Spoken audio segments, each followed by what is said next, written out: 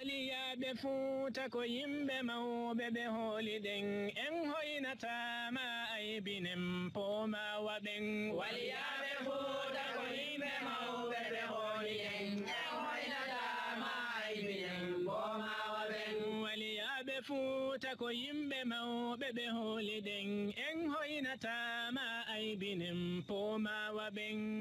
الحمد لله الذي نزل الفرقان على عبده ليكون للعالمين نذيرا والصلاة والسلام على رسول الله وعلى آله وصحبه أجمعين. هذا يفوت عند دفتر من التوحيد والعقيدة الطحاوية لإمام أبي جعفر الطحاوي في بيان عقيدة أهل السنة والجماعة. إذا فوت عند دفتر يتندو عقيدة الطحاوية دفتر لولو دي أندان دي بانجنا عند في فين دي أهل السنة والجماعة.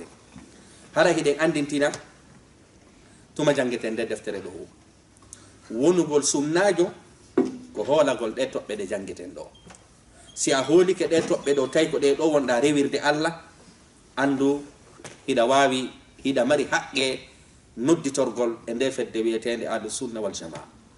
Si tawi non woni a hawlaki ɗe toɓɓe ɗo, ma hara ko toɓɓe goo hooliɗa ko ɗen wonɗa e rewirde Allah, ko ɗen ɗon finde ma nde haray ala haqqe nodditoragol ahli sunna wal jamaa. Jakami andi wonugol sunnajo ko jogagol finde ahli sunna wal jamaa. Ahli sunna wal jamaa non hino mari finde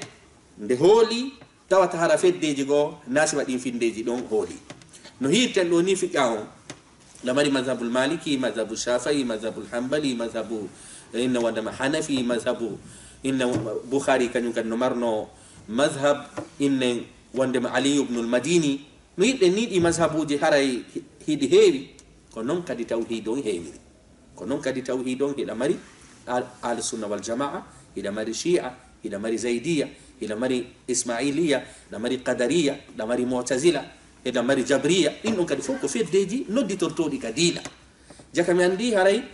innugol tum min komi sunnajo ɗum yona ko be tawata hara hiɗa humpiti ɗe toɓɓe ɗo, hiɗa hooliɗe hara ko ɗe ɗo wonɗa e rewirde Allah, ko ɗe ɗo marɗa ka ɓernde ma, si nodditoroɗa ahlu sunna wal jamaa. Hande noon heewi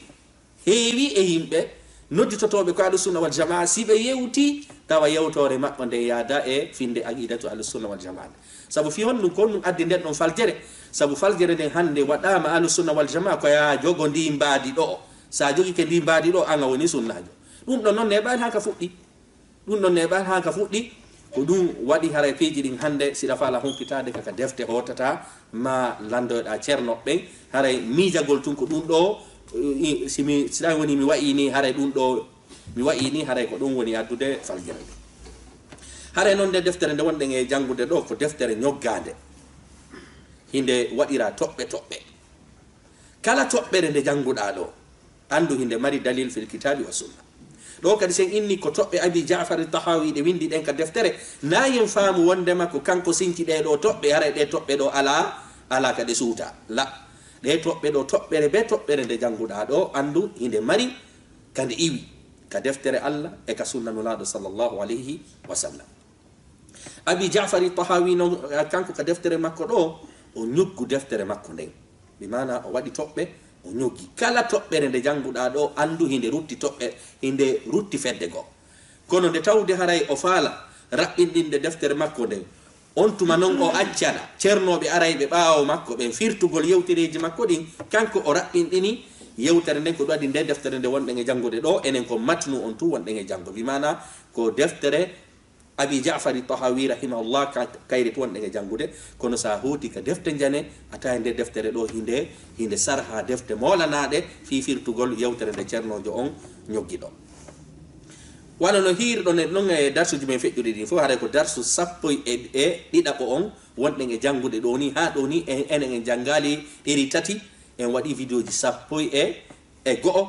ko vidéo 11 on ni. Ko ɗum addi heɗe juutinde ko fi sortugol fi ittugol ko ceernojo ñoggi kon ka nder are deftere makko ɗo fi en faamu fandore makko nde. Enen en janguno ha hattuɗen ka toɓɓere nogay e nayaɓere ka ceernojo maki ɗon rahimahullah wa amarahum bi ta'atihi o yamiri julɓe ɓen ma o yamiri tagorde fop ɗoftagol mo. enen en jangino dartu men feƴƴi ɗon ko honno andirta Allah subhanahu wa ta'ala no hiɗi nde hunde hande inchallah ko ɗum dartu men on ko honno andirta kadi Allah no añi nde ɗo hunde sabu ko sa waɗi ɗi Allah hiɗi ɗin yeri ko wawɗa kon a woɗɗitike piiji ɗi Allah haɗi ɗin fof si heɓoya aljanna o yiɗo kadi yurmede Allah nden subhanahu wa ta'ala o innali ya waɗu ko o yamiri kon fab ko yeri ko wawɗa kon waɗata ko Allah yamiri kon ko yeri ko wawɗa kon waɗata kono noon ko Allah haɗi kon ɗum ɗon ko ya terto fam joni noon enen e inna wadde maka wawugol hiɓɓidiro maka wawugol tokkidirgol dartu men feƴƴi ɗon e fewndi ɗon fiyen waw humpitagol ko e inne wadde maka wonnu joguidiri enen en jannguno wondema hino jeeya e ko Allah subhanahu wa ta'ala hi'ata mande hunde anda himo hiɗi nde si o yamirima e hunde nde o inni amara so kala ko innima amara haray mo yamiri andu waɗugol nde hunde ɗon so inni miɗo yamiri hunde ɗo waɗugol andu imo hiɗi nde en jangino kañum kadi laamul amri si naati e fiilul mudare on ɗon kañum kadi aray Allah no hiɗi wano no inni noon li yunfiq zu sa'atin min sa'ati inden kadi si Allah daliri kutiba alaykum siyam kama kutiba ala alladhina min qablikum la'allakum tattaqun kutiba alaykum alqisasu fil inna wa ma fil qatla al hurr bil hurr kala ka hiɗa kutiba haray noon ko no fanda ko mi farli kala ko Allah farli andude non hunde kadi haray imo hiɗi jonno hiɗugol ngol ɗo ko imma mo hiɗi yo waɗe ma mo hiɗi yo terta hande ko fi ada tertagol ngol inchallah a jangeten kono kadi andirta Allah no hiɗi hunde ko si Allah yowindiri e hunde nden e heɓugol baraji Allah inna sa waɗi ɗum ɗo haray ina mari baraji ma sa waɗi ɗum ɗo hiɗa mari aljanna andi haray waɗugol nde hunde ɗon Allah no hiɗi wano ka inna wanda maka nulaɗo maki ɗo man bana lillahi masjidan bana Allahu lahu baytan fil janna jaka mi andi ɗo ñawor nde no yowodira e joddi ta ko joddi aljanna haray nde hunde ɗon kadi Allah no hiɗi hino jeeya kañum kadi ko Allah subhanahu wa ta'ala inne waddama ɗuma hiɗi so tawi woni o inni o farli masalan o gollitiri kalima farada ɗiɗo ko dartuji men feƴƴuɗɗi hande no kon ɗum a jangeta daiman ko faalaɗe firtude ko ngol bindol ɗo ka inne waddama qala al muallifu haray walli fiiɗo deftere nde e ni kombo faala ɗo ko abi jafar Tahawi imam abi jafar ɓeɗo ɓe maki ka toɓɓere nogay e nayaɓere wa amarahu inna waddama wa amarahu bi ta'atihi ɗo enen firtino ka dartu men feƴƴude ko ɗum woni o yamiriɓe dagor nden fof ɗoftagol hande ko ɗum woni addartu men kako ini ɗo wa nahahum an ma'siyatihi wa nahahum o haɗiɓe yeddugol mo o haɗi tagore nden fop yeddugol mo yani kanko Allah subhanahu wa ta'ala jonno ko no faala ɗen faamude ko wiyete ɗo wa amarahum o yamiri nde yamirore ɗo yaltata e nder piiji ɗiɗi ko imma Allah yamire hunde waɗugol inne wondema gollal ngal wona alfi'il gollugol Allah yamire hunde ya waɗu yakama andi yamirore ko jelu senditi ko ɗiɗi ko Allah yamirma ya waɗu on ɗon inne alfi'il e ko Allah yamirma ya terto on ɗon inne at-tark tertagol o ɗo ko yeri ko wawɗa kon watta ko ɗum waɗi haray o ɗo noon ngal gollal ngal yamiraɗa ɗo ngal yaltata e nder piiji joni imma ko yamiraɗa ko wona wajibi ma wona mandub ma wona haram ma wona makruh ma wona mubah yaltata e ɗe piiji ɗo joyɗi Allah yamirte ɗi imma o inna ya waɗu ɗum ɗo e hoore no waɗɗori bimana yore dole ko forsi be waɗa ma ɗum oyo inna ya waɗu kono harana e hoore dole bimana harana e hoore dole on ɗon inne mandub ma o inna ko ya terto few waɗugol ngal gollal ɗon inne no harmi sa waɗingal ma o inna ya terto hara o innali few ngal ɗon inne ino aña ma o suɓindine waɗugol e angal waɗugol on ɗon inne muba jonno si on daari ɗiɗo nayi wajib e mandub e haram e makruh ɗiɗo ɗiɗi ko yamiraɗa kon ɗum ko waɗugol de alfi'e ɗiɗo ko yamiraɗa kon ɗum ko waɗugol de ɗiɗo noon ɗiɗi makruhu e haramon ko ndu yamiraɗa huwa tark koya terta jaka mi andi geɓe ɗiɗi la yamira etagol waɗa ɗi Allah no yiɗi geɓe ɗiɗi la yamira tertagol Allah ko angal waɗugol golle ɗen Allah ɗo yiɗi mi anda sen fan jonno heddi hombo mubahu o mubahu ɗo kañum hiɗa suɓindina waɗugol e angal waɗugol bimana ɗanagol ko ɗum ko mubah ñamugol ko ɗum ko mubah yarugol ko ɗum ko mubah ɓornagol conci ko ɗum ko mubah conci labaɗi ma ɗum conci kesi ko mubah jogagol inne waddama téléphone otowal cuuɗi no fof ko mubah kono noon oɗo kañum kadi ɗo ala baraji ala bakkatu kasuɓindinanaɗo ɗo siɗa faala baraji ko anniye moƴƴo dewtata e hoore ko dagi kon heɓa baraji bimana goɗɗo hara himo ñamude fi no heɓira doole o waɗa dewal hande kadi ñamugol makko ngol on ɗum o yiɗi baraji kono so ari tun o ñaami o anniyaki ay fus o ala bakkatu o ala baraji ɗum noon yete mubah jaka no ñandi en jangi darsu men feƴƴu ɗon ko honno andirta Allah no hiɗi hunde jantiɗen piiji waɗeteɗɗin piiji waɗeteɗɗin hande darsu men ko jangete kon ɗum kadi Allah yamiri yo terte ko honno andirta ngal gollal ɗo Allah ko yamiri ma ko tertagol ko ɗum ɗo woni ɗuma darsu men ko yinete kon attal jaka men andi sen inni Allah yamiri na en faamu tun ko waɗugol andu si en inni Allah yamiri ko imma waɗa ma ɗum tertoɗa ko hondi yamiraɗa ya waɗu ko wajibi e mandub bon jonno sen inni ɗo ko wajibi e mandub e mubah sa tekki inne wondema e mubah won ɗiɗo tati ɗa yamira waɗugol de oɗo ala sabili lwujub wal istila oɗo ala sabili nadb oɗo noon ko ala sabili ibaha ɗiɗo noon ɗiɗi ɗa yamira woɗɗitagol kono ko ndu faala ɗen raɓɓininde e hoore ko Allah subhanahu wa taala waɗanma ɗi piiji joyi ɗo kon o inni golle ɗen waɗu yeru ko wawɗa kon kono tertagol ngol noon ɗum ɗon hiɗa wawi tertade fof ɗon ko ɓe ɗuma ɗel tertoɗa joni noon darsu men on ko faalaɗen ɗumannade kaka ennuɗen ɗo o yamiri hen ɗoftagol mo waɗugol ɗiɗo tati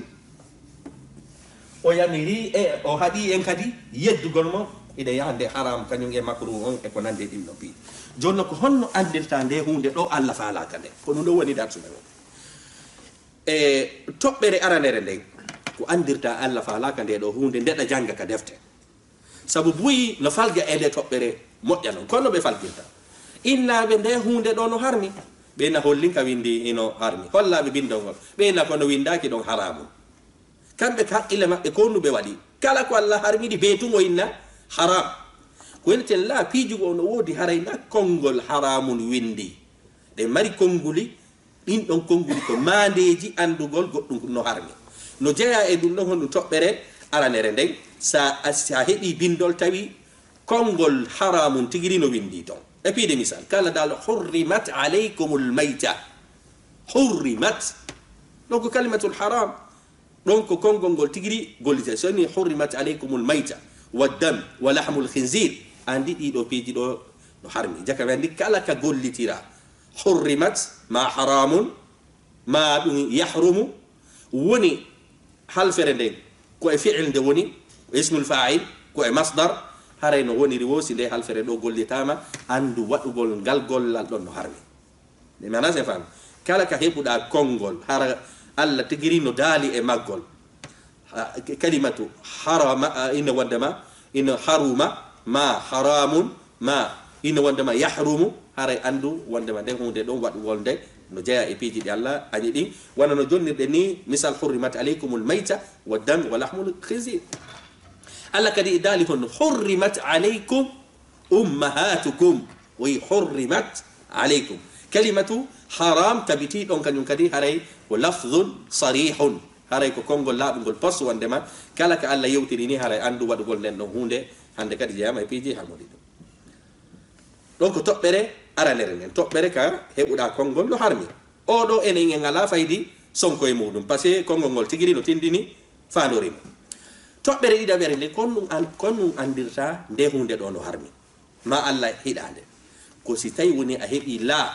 laamu kono hara mana laamu on ko nahiya sabu hiɗa mari la nafiya hiɗa mari la nahiya ɗa mari la nafiya lil jins kono hara ko laamu tata mana makko on ko tindini ko haɗugol e piide misal Allah subhanahu wa ta'ala adali wala taqrabu zina wala taqrabu wata on batto andi on laamu ɗo gonnu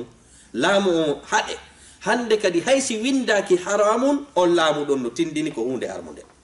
mais mana se fami kala ka heɓuɗa laa tawi mana makko on ko haɗugol andu hino wawi wasi innama on haramun jogagol doole ɗo ko toɓɓere aranere ne sabu buyno woodi aynaɓe tun no harmi hollaɓe ɗum ɗo ɓeyna windaki ɗon haramu ko winete la hina kalimatul harami tun tindinta goɗɗum no harmi wonde ko haram wonde ko la annahiya sinati e nder ko wiyete fi'il haray hadde kadi tadullu ala alhurma masalan ka allah dali ɗum wala taqrabu zina wala taqtulu nafsa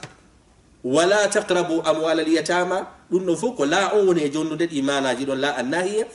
annahiya kadi sinati e nder fi'il haray tadullu ala alhurma haray ɗum ɗon kadi no way wasi innama haram mandasen fami donc toɓɓere ɗiɗa ɓerne joni noon kala ko allah ini no harmi naya miijo allah no hiɗi nde hunde allah hiɗata hunde anga saha harmina nde ko ɗum waɗi hino jeeha e palje fewɗo ni molanaɗe ko nanirta himɓe wondema haray tugiye ñawday ɗum ɗo ñawday beere ñawday ɗum ɗo allah wawata harminde hunde ha gasa o ɗetta lekki kadi yimɓe ɓen o waɗa e hunde nde o harmi nden e hoore mo inni hoore makko hakim ko ñeñuɗo fami ga kala ko allah harmini andu ala nafa nder ton sida mbarno nafa nder ton allah harmintano hunde nden saabu dina kanko arani ko li jalbil maslaha wa dafi'i aw wa dar'i l mafsada aray dina kanko arani ko fi jonnugol ma nafoore an o bani adama itta lorraji e hoore ma donc toɓɓere ɗiɗaɓere nden eyni aranere nden koya heɓu kalimat hurrimat ma haram konngol ɗiɗaɓol ngol koya heɓu laa tindinowo haray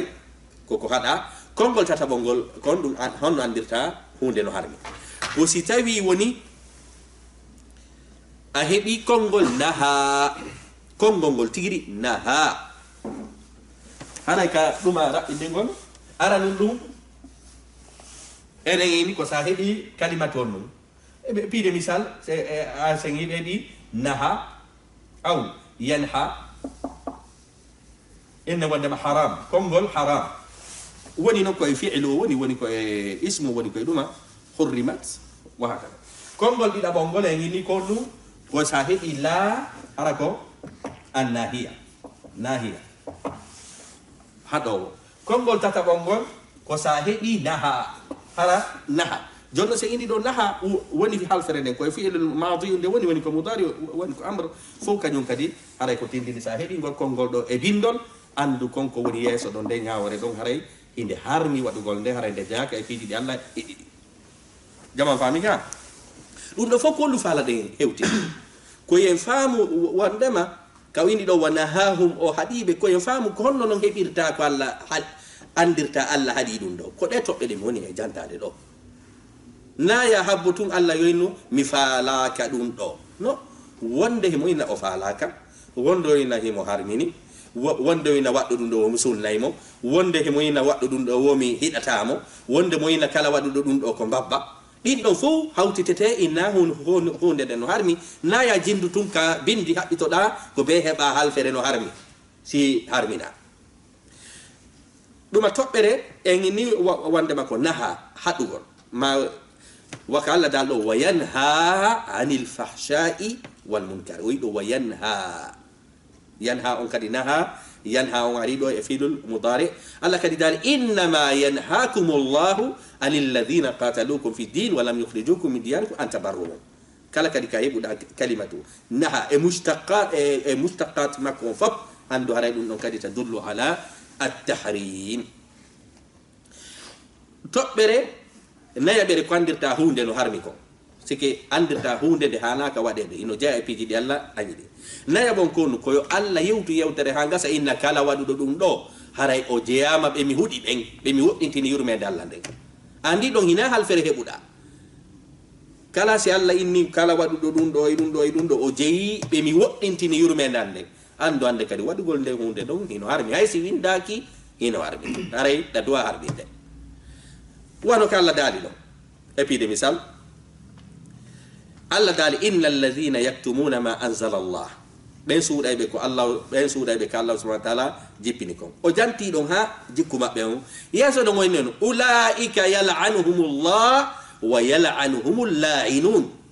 ibe jeya e inno jeya benno be Allah hudi jonnon Allah subhanahu wa ta'ala kanyu nafi hudugol makko gol no wano hudirtenni la Allah kanyu si hudi goddo ko woddintingol mo yurmede makko den woddintinamo e ko wiete den dangal e yurmede ko bani adam hato jini e ko e Allah subhanahu wa ta'ala woddintingol mo dum jakami andi sa hebi kadi bindol tawi Allah subhanahu wa ta'ala no ni wadudo dum do o hudimo haray andu wadugol dum tigiri jeya kay ko Allah hidi no jeya kade fiji harmude di honto non ittuda ka der yewtere sabu Allah subhanahu wa ta'ala hudata hunde hangasa o innata mi raddo kala waddo dum do mi raddo to mata ko an tawata gari haray mo hidi den do hunde mi ana sefa ko no woni tobbere nayabere tobbere jobere den ko no andirta goddum kadi hana wadde ko si Allah inni kala waddu dum do haray wala imananka ko si kala inna sa wadi dum do a wadi dum do ala liman madu limanu ma on timba andu dum don kadi aray ko hunde nde Allah hida e piide misal Allah inna wadama nulado make hadith la yazni zani wa huwa mu'minun wado wo zina o wadata sanga ka o wadata don zina hara himo gomdini ndawti no wada zina on lere don hara limanu makko on no timmi hara timma ko dum addi o wadi on zina jon non jakami andi hay si tawi no woni en hebano azani wa zaniyatu fajlidu kulla wahidin minhuma mi'ata jalda hay si hebano gol bindol do tuno tindine zina on no harmi innugol wonde ma mono wadde zina lere ka o watta don zina haray wala limanan kaku ittugol limanan kakon e makko tindine ko hunde bonde sabu haray limanan kakon si borama e on tigi haray hande kadi on tigi wonda ko wiete keye fami ke ga innugol ndemo wada zina o wonda e limanan kaku dum non katindini en zina on no harmi jaka e fiji de Allah hidi nula do kadi faymaki wala yasriqu sariqu ina yasriqu wa huwa mu'min ngujjo wujjata sanga de o wujjata den hara ko mo gomdindo jakami andi no kadi ko no atendino forugol gomdinangal e makko no tindine wonde ma goyka kan kadi haray no jeya e fiji de Allah on subhanahu wa ta'ala harmini ani dum do fu ko none no cernobe ben dabbitirta non ko honno yaltinirta fiji de Allah ani din di Allah subhanahu wa ta'ala woddintima ya wadude tobbere jeega berende ko no andirta Allah no ani hunde ko si tay woni o ni sa wadi dum haray lan habbima yawmal qiyamati min sunnoyde sa wadi dum do kanke seytani wonde sa wadi dum do andu hande kadi haysi windaki don Allah inni mi hida haysi mi hida windaki ko no baytu woni o yowindiri hunde den e kamba andu haray wadugol den hunde dum hana hande kadi haray en don piji no jeya e ko yamirada kon tertagol bitark e pidi misal Allah dali nula sallallahu alaihi wasallam maki alladhi yashrabu fi aniyati alfidda on yaro e miran kalisi bimana yarirowo tasiyum hara ko der tasiyum inne wondema kanye e kalisi heda mari wobbe si be jawdi ha be beway tawata ande kadi achetun ka be nyamata don ko kanye ma kalisi ku yeru ko kanye ma kalisi achetu ko kanye ma kalisi si wadi non piji sari an non hidado sari on haysa hebi jawdi sariya on no harmini ya nyamir ku yerun kanye ya setun kanye ko nande mo fi on sabu si tawi woni da nyamirde e tasio e kanye e duma kanye wobbe no sonji to wobbe no walde ka yasi haray ko onno haray yurmodiral wadali nula do sallallahu alaihi wasallam no maki on no haditha on neddo yarirowo e miran kalisi haray ko o woni e juri ndiyan dan o woni yarde dan juru no ka reedu makko dan haray ko hite woni e juru nade ka der reedu makko jakami andi indugol do yarirdo pa inne wonde ma miran hun kanye ma kalisi andu ndiyan dan o woni jurirde dan da woni bennude dan da woni yarude dan haray ko hite o woni e yarude haray non ko no nata atendini haray ko hunde daginde sabu do yowindirama yarirgol dum don e jahannama dum do kanyum katindini haray ko hunde harmunde e kadi hino jeya kanyum kadi jedda berende ko andirta hunde hida yamira terta golde Allah hida si Allah inni kala wadudo dum do babba kala wadudo dum do ko bi kulli do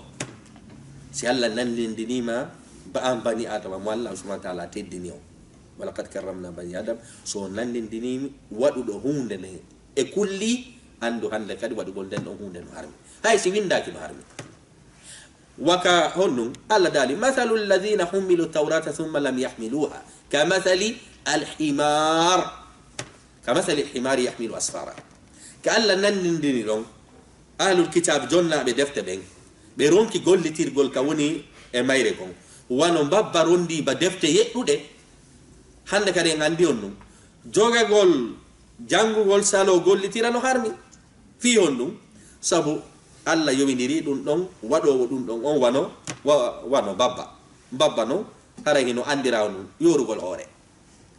babba no andirawo ɗum yoro hoore ɗum ɗo fof ko inde wondema ko noneji no andirta hunde no harmi ko noneji no andirta hiɗa yamira tertagol ko noneji ɗi andirta wondema ɗiɗo piiji haray ko yamiraɗa ko woɗɗitagol hino jeeya kañum kadi inde wondema ɗuma jeena toɓɓere jeenaɓere nden no andirta noon Allah hiɗa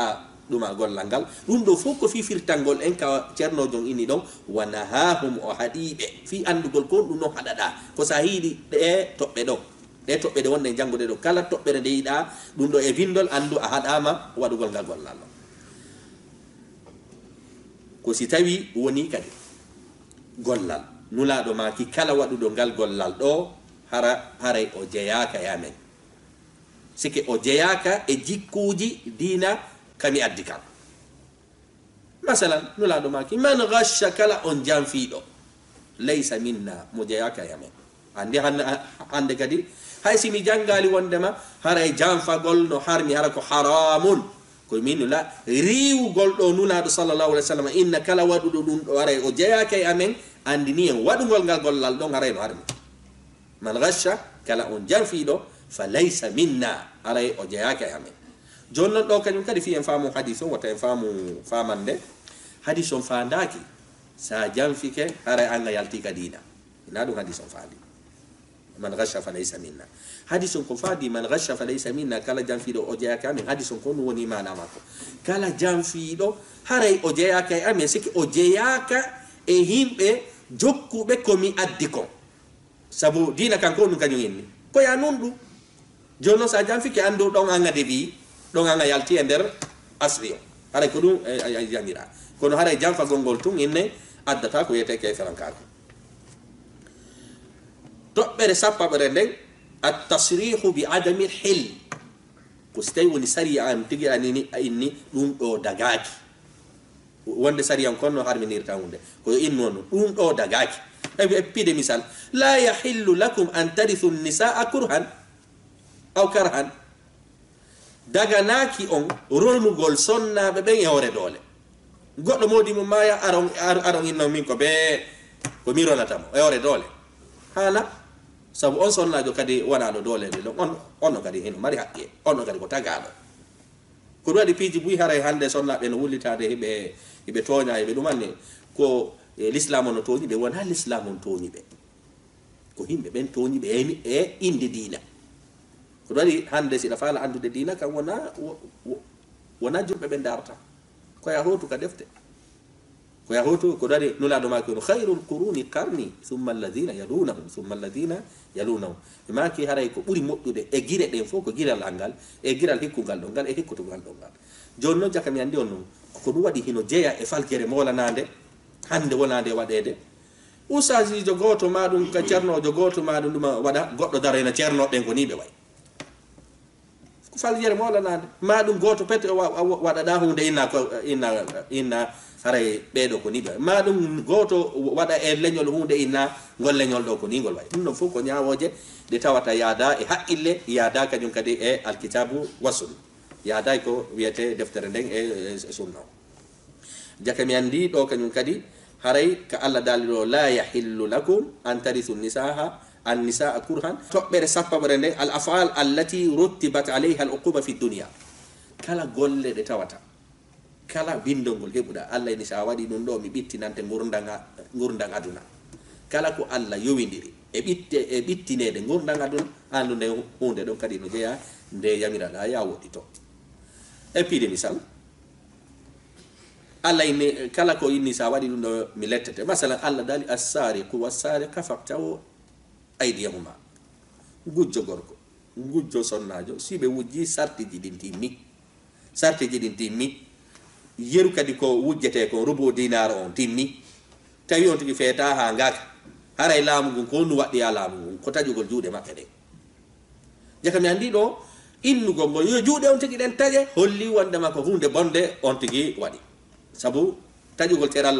goɗɗo ino jeeya hunde bonde ala jaka mi andi kadi ɗum kadi no jeeya e ko Allah subhanahu wa ta'ala woni innen wondema ɗuma hiɗa haray ka sakkitorum ko ɗon wonɗen e lannude kala ko Allah waɗɗini kafara Allah ina sa waɗi ɗum ɗo haray ɗa hani waɗude o pénalité ɗo ɗe lette ɗo piide misal si tawi woni a tewaki a wari sariyam ina ya horu lebbi ɗiɗi sa gayni ɗon kadi itta gelowɗi temedere yoɓingol ma horingol ma lebbi ɗiɗi jokkodirɗi ɓeyda ɗon kadi gelowɗi temedere andi ko hunde nde Allah hiɗa waɗa ɗum ɗon kañum kadi no tindini on ɗum no tindini ittugol hoore aray na hunde yamirande e piide misal sa wodi fenade Allah ina ya horu balɗe balɗe tati sa wodi fenade ya horu balɗe tati woni no hiɗe jokkodiri woni ɗe jokkodira hande kadi innugol wondema ya horu balɗe tati ɓay a wondi a bonniti wondore ma nden hande kadi holli konko waɗuɗa ɗon na ko Allah hiɗi ko ɗum waɗi o innani ya horu balɗe tati ɗum ɗo fof ko ɗum jangganden ɗum ɗon ko fiwata en diw firen tum wa nahahum o haɗiɓe an masiyatihi yeddugol mo ronken ɗaɓɓitugol ko honno noon mi andirta komi haɗako ko ɗe toɓɓe ɗe jangguden ɗo nano ɗeɗo tum haray ɗo mi raɓɓini yewtere nde kala ka hiiɗa yewtere tawi ko ni nde ardiri andu nden ɗon hino jeeya e yewtereji ɗi haɗaɗaɗi haray ka raɓɓinɗingol ko yewtuɗen hande ɗo ko fiya honno andirta ko haɗaɗa waɗugol kon ko honno andirta piiji ɗi hanɗa tertade ɗiɗo ko sa tertike ɗi marɗa baraji na sa waɗiɗi ɗi jannguɗen ɗo ni no yontere hande ɗiɗi haray ko sa waɗiɗi ɓuuri moƴƴo jakkamen ni komi yamira kon no woodi komi yamira tertagol no woodi komi yamira waɗugol ɗimi yamira waɗugol noon koyemi waɗu yeru kami wawi ɗon ɗimi yamira tertagol ngol noon ɗin ɗon koyemi tertoɗi fof honno noon mi andirta ɗum ɗo ko mi yamira tertagol ko sa heɓi ɗe toɓɓe ɗe mi jangi ɗo nayomi innu dey ko ɓe tum mi hi'a no windi haramun se harmi la sa yewtere nden ardiri ni haray no tindini no harmi haray ko ɗo wonɗen hattude eɗen tori Allah subhanahu wa ta'ala yo en wawu ñiɓugol e sariya makko on woɗɗito e ko a eeɗi Allah añi ɗin hara en hiyoyay kadi darsu men harowo on ko honno yeyoyreten kadi ceernojo on ko yewti ka toɓɓe mum ɗo haray imam abi ja'far tahawi eɗen hatta ɗo wassalamu aleykum wa rahmatullahi wa barakatuh ko ɓe yimɓe diina suriɓe ruuɗi yankini ko ɓe ayniti ɓe wona siɗen eɓɓo e ɓen waliyaɓe fuuta ko yimɓe mawɓe ɓe hooliɗen e hoynata baybinen bomawa ɓen ferunoɓe faade e Allah terti ella fo adunaru ndun ɗaynali ɓen wano tawruɗen waliyaɓe fuuta ko yimɓe mawɓe ɓe hooliɗen e hoynata ko ɓe yimɓe sunna ka finde maɓɓe nde annduɗa hino senni Allah e ɓanndu ma wa'ugol wa men waliyaɓe fuuta ko yimɓe mawɓe ɓe hooliɗen e hoynatama aybinen gomawa ɓen gomɗimɓe godal jaati Allah e inɗe mum e sifaji mum jumpali haali ko wembi en waliyaɓe fuuta ko yimɓe mawɓe ɓe hooliɗen ɓen bollinaali ɓe mbaadinaali ɓe nandinaali ɓe ɓandinaali ɓe ellinaali ilahu men waliyaɓe fuuta ko yimɓe mawɓe ɓe